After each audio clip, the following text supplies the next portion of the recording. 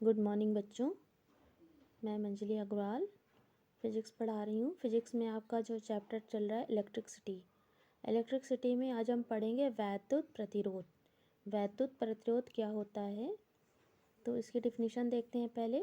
जब किसी चालक के बीच विभवांतर स्थापित किया जाता है तो चालक में वैद्युत धारा बहने लगती है।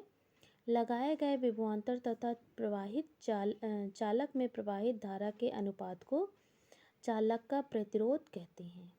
ठीक है, ये तो टेक्निकल डेफिनेशन थी। वास्तव में प्रतिरोध, वैद्युत प्रतिरोध क्या होता है, इसको समझते हैं। तो जैसे जब क्या होता है कि आप किसी भी, ये आपका अपने सर्किट, मान लीजिए ये बैटरी लगा दिया आपने,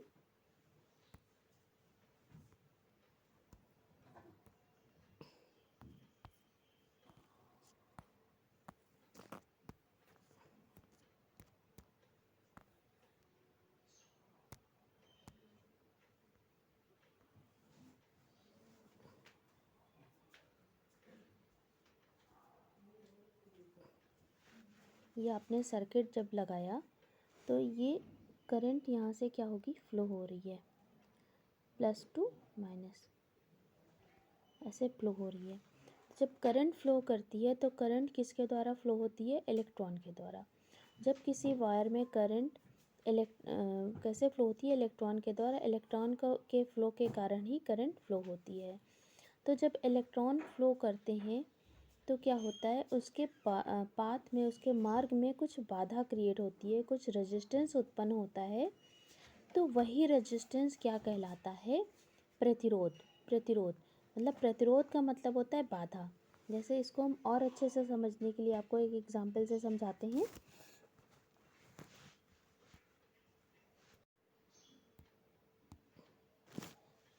मान लीजिए ये आपका कोई, ये रोड है, इस रोड है, ये क्या है, एक रोड है।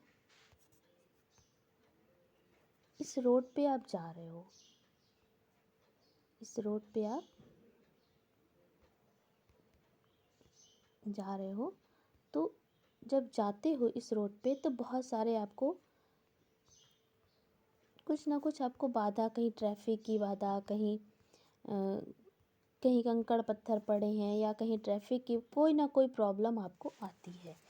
उसी तरह ये जो प्रॉब्लम आपको चलने में आती है, यही क्या होता है, रेजिस्टेंस। यही क्या होता है, रेजिस्टेंस। उसी तरह जब किसी वायर में इलेक्ट्रॉन फ्लो करते हैं, इलेक्ट्रॉन फ्लो करते हैं तो उनके मार्ग में भी कुछ ना कुछ बाधा आती है, कुछ परेशानी उत्पन्न होती है। तो यही जो इसको बाधा जो उत्पन्न होती है, जो बाधा होती है, इसी को कहते हैं रेजिस्टेंस। ठीक है, तो इस रेजिस्टेंस क्या है, किसी भी वायर की प्रॉपर्टी है। रेजिस्टेंस क्या है, रेजिस्टेंस को आप देख नहीं सकते हो। रेजिस्टेंस क्या है, एक प्रॉपर्टी है, किसी भी वायर की प्रॉपर्टी है। ठीक है, तो वैद्युत प्रतिरोध की डेफिनेशन क्या बनी, जब किसी चालक के बीच में विभवांतर स्थापित किया जाता है तो चालक में वैद्युत धारा बहने लगती है, और लगाए गए विभवांतर तथा चालक में प्रवाहित धारा के अनुपात को चालक का वैद्युत प्रतिरोध कहते हैं। इसे R से रिप्रेजेंट करते हैं। R equal to V upon I, या resistance equal to potential difference upon electric current.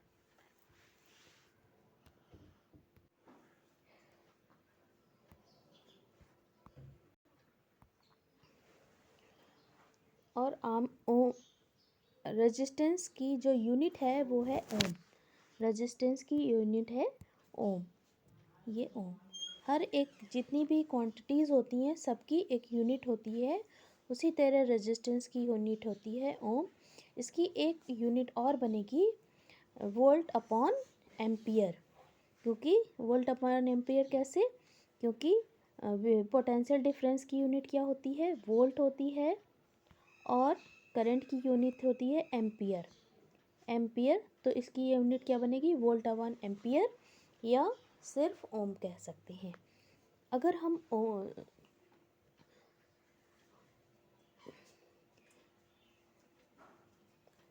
अगर एक ओम की बात करें, अगर कि ओम क्या होता है, यदि किसी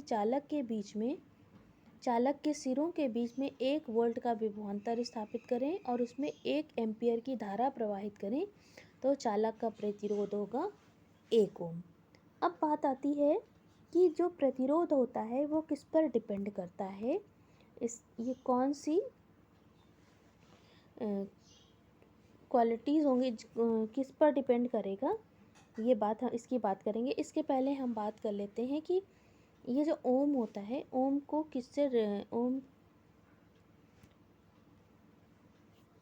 ओम को रिप्रेजेंट करने के लिए इसकी जो यूनिट होती है इसको ओम से रिप्रेजेंट करते हैं, ओम लिखते हैं, या एक साइन से इसको रिप्रेजेंट करते हैं, ये साइन है, इस साइन से रिप्रेजेंट करते हैं, या तो ओम लिख देते हैं। और बहुत बड़ा कोई रेजिस्टेंस है तो उसे मेगा ओम, और छोटा ओम है तो उसे माइक्रो ओम। एक mega ohm is equal to 10 to the power 6 ohm, और एक micro ohm is equal to 10 to the power -6 ohm. बहुत बड़े प्रतिरोध की बात करेंगे तो मेगा ओम, और छोटे प्रतिरोध की बात करेंगे तो माइक्रो ओम में उसे रिप्रेजेंट करते हैं।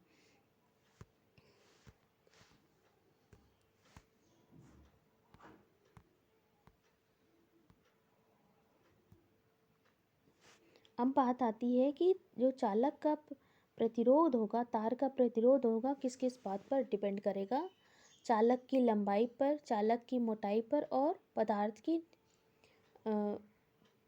जो पदार्थ है वो किस पदार्थ का है उस पर भी निर्भर करता है। ठीक है, तो जो अगर इस बात को हम जब समझते हैं कैसे, मान लीजिए आपके पास कोई ये तार है, आपने कोई तार लिए हुए हैं,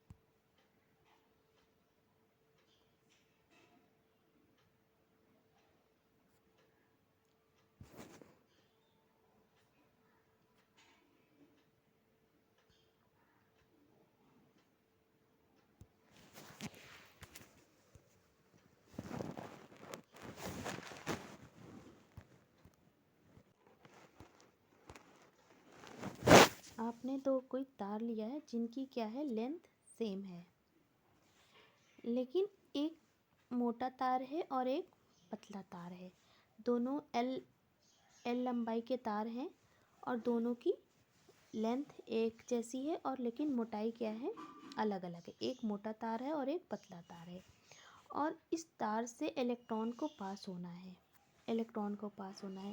तो इस मोटे वाले तार में क्या होगा, इलेक्ट्रॉन ईजिली पास हो जाएगा। क्यों पास हो जाएगा, क्योंकि इसको ज़्यादा स्पेस मिल रहा है पास होने के लिए।